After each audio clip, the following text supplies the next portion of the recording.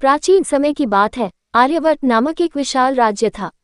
इस राज्य में वीरता, पराक्रम और न्यायप्रियता के लिए राजा विक्रमसेन का नाम पूरे संसार में विख्यात था। परंतु राजा की सबसे बड़ी चुनौती तब आई जब पड़ोसी राज्य कुरुक्षेत्र के राजा शत्रुघ्न ने युद्ध की घोषणा कर दी। शत्रुघ्न एक क्रूर और महत्वाकांक्षी शासक था। उसने आर्यवर्त के कुछ हिस्सों पर कब्जा करने की मंशा से आक्रमण किया।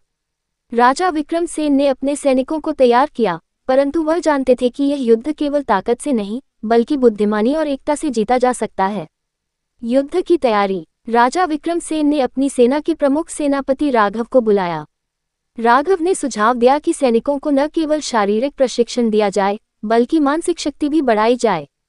राजा ने अपने राज्य के हर कोने से योद्धाओं को बुलाया और उन्हें अपनी मातृभूमि की रक्षा का महत्व समझाया। युद्ध शुरू होने से पहले राजा ने अपने सैनिकों को संबोधित किया, हमारा उद्देश्य केवल विजय प्राप्त करना नहीं है, बल्कि सत्य और न्याय की रक्षा करना है।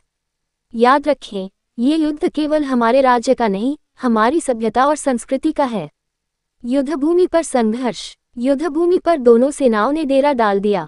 शत्रुघ्न की सेना संख्या में अधिक थी, लेकिन विक्रमसेन की सेना का साहस और रणनीति बेजोड़ थी। पहले दिन की लड़ाई में पहले दिन उनकी सेना ने कुछ लाभ प्राप्त किया, लेकिन दूसरे दिन राजा विक्रमसेन ने एक नई रणनीति अपनाई।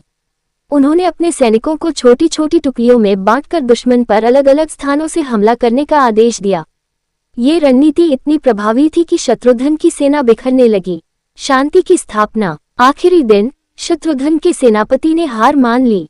राजा विक्रमसेन ने शत्रुघ्न को बंदी बनाया, परंतु उन्होंने शत्रुघ्न को क्षमा कर दिया। उन्होंने कहा, युद्ध में विजय महत्वपूर्ण नहीं है, बल्कि शांति और मानवता का संदेश फैलाना अधिक आवश्यक है। शत्रुघ्न ने विक्रमसेन की दया और न्यायप्रियता से प्रभावित होकर युद्ध विराम की घोषणा की और वचन दिया कि वह भविष्य में कभी किसी राज्य पर आक्रमण नहीं करेगा। निष्कर्ष। ये कहानी हमें सिखाती है कि युद्ध केवल ताकत का नहीं, बल्कि बुद्धिमानी, एकता और सही मूल्यों का खेल है। राजा विक्रमसेन ने न केवल युद्ध जीता, बल्कि मानवता और न्याय की मिसाल भी कायम की। राजा ने अपनी रानी वसुंधरा से कहा, मैं अपने जीवन का असली उद्देश्य जानने के लिए कुछ समय के लिए राजमहल छोड़ना चाहता हूँ। राज्य का भार तुम्हारे और हमारे योग्य मंत्रियों पर छोड़कर मैं आत्मचिंतन के लिए वन चला जाऊंगा। रानी ने उन्हें रोका नहीं। वह जानती थी कि राजा का यह निर्णय राज्य और उनके खुद के लिए हितकारी होगा। राजा ने अपने राजसी वस्त्रों का त्याग कर दिया और एक साधारण वेशभूषा पहनकर हिमालय की ओर प्रस्थान किया। वन में संघर्ष और ज्ञान। हिमालय के घने जंगलों में राजा ने एक ऋषि का आश्रम देखा। ऋषि वेदांतानंद ने राजा का स्वागत किया और कहा, राजन, ये स्थान केवल तपस्या और आत्मज्ञान के लिए है। यदि तुम यहाँ रहना चाहते हो, तो तुम्हें अपना अहंकार और राजसी पहचान त्यागनी